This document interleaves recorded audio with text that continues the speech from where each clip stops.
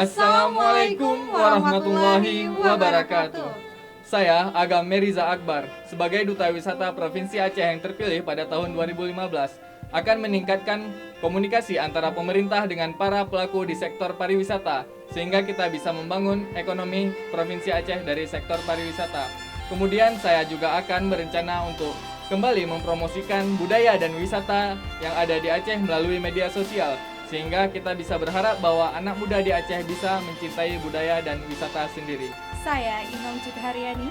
Alhamdulillah saya terpilih sebagai Duta Wisata Aceh tahun 2015. Sesuai dengan tema kita, Duta Wisata siap menghadapi masyarakat ekonomi ASEAN. Maka dengan itu saya memiliki program yaitu meningkatkan sistem perekonomian melalui ekonomi kreatif masyarakat, sehingga kita mampu bersaing bukan hanya saja di Aceh, Indonesia, bahkan mancanegara. Terima kasih.